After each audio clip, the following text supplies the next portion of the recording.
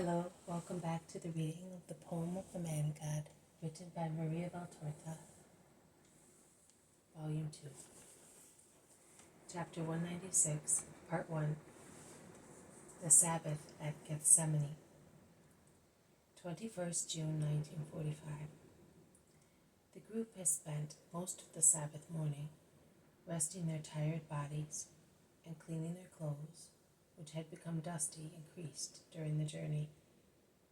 There is so much inviting water in the spacious cisterns of Gethsemane, full of rainwater, and in the foamy Kidron, now in flood because of the recent downpours, where the water resounds against the stones like a symphony.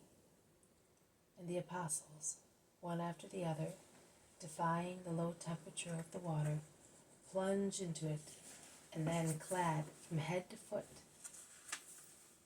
in fresh clothes, their hair rather sleeked by the spray of the torrent, they draw water from the cisterns, pouring it into large vats, in which they have sorted out their clothes according to the colors. Well, once they are soaked in there, it will be less troublesome for Mary to wash them. I suppose that Mary is the woman who stays at Gethsemane. Only you, my dear little friend, cannot change, but tomorrow. In fact, the boy is wearing a clean robe which has been taken from the little sack, so small that it would be quite sufficient for the garments of a doll.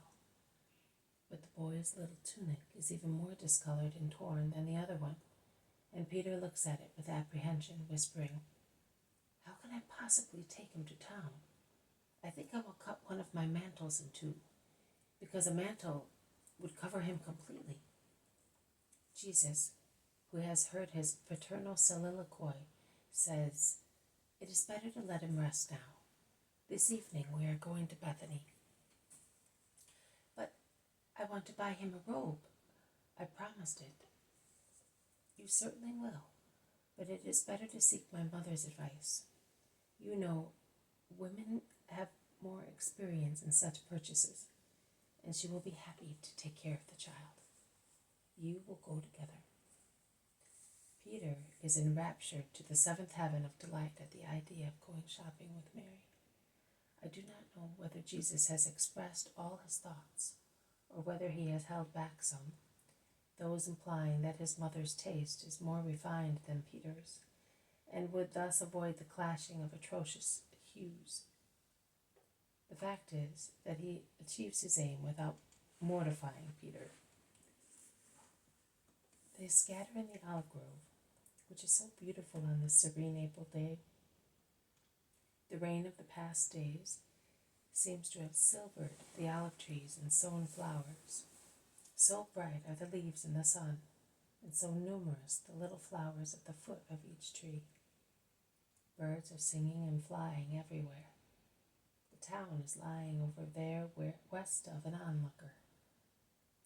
It is not possible to see the crowds thronging inside, but one can see the caravans going towards the Gate of the Fish, and two others, with names unknown to me, on this eastern side, and the travelers are swallowed by the town as if it were a hungry mouth.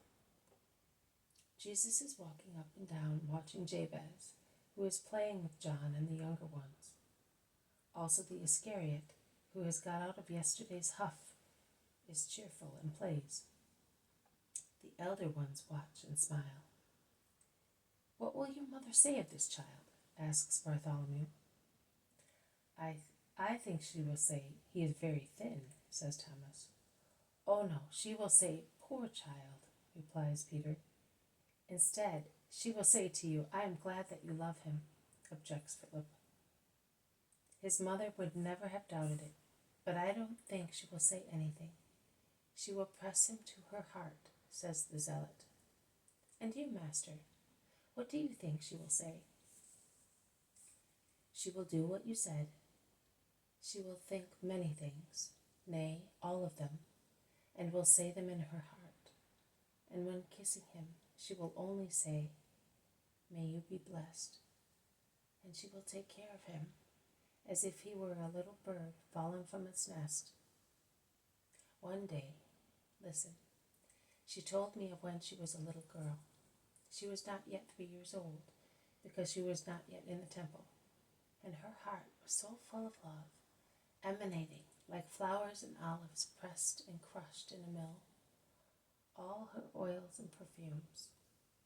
And in a rapture of love she said to her mother that she wanted to be a virgin to please the Savior more, but that she would have liked to be a sinner in order to be saved.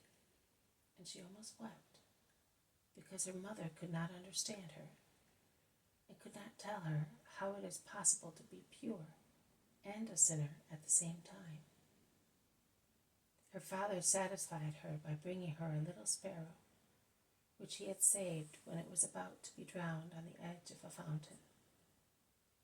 He explained the parable of the little bird, saying that God had saved her in advance, and therefore she was to bless him twice.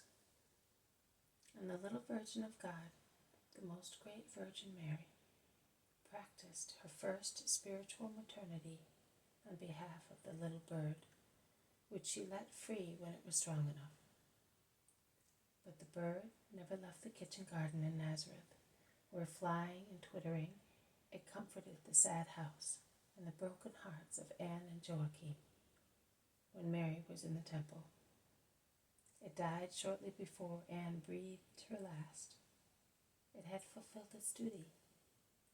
My mother had dedicated herself to virginity for love. But since she was a perfect creature, maternity was in her blood and spirit, because woman is created to be a mother, and it is an aberration if she is deaf to such sentiment, which is love of second power. Also the others have come near, slowly. What do you mean, Master, by love of second power? Asks Judas Thaddeus. My brother, there are many loves and various powers. There is the love of first power, the one given to God. Then there is the love of second power, the love of a mother or of a father.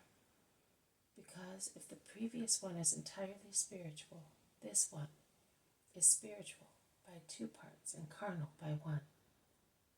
It is true that human affection is mixed in it, but the superior sentiment prevails, because a father and mother, who are such in a wholesome and holy way, do not only feed and caress the body of their child, but they give also nourishment and love to the mind and the spirit of their creature.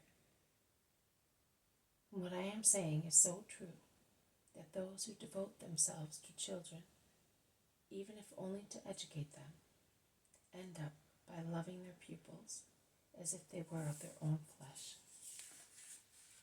In fact, I was very fond of my pupils, says John of Endor. I understood that you must have been a good teacher by the way you deal with Jabez. The man of Endor bows and kisses Jesus' hand without speaking. This has been a reading from the poem of the Man God, written by Maria Valtorta, Volume 2, Chapter 196, Part 1, The Sabbath at Gethsemane. Thank you for listening. I will see you tomorrow. May God bless you, and may peace be with you.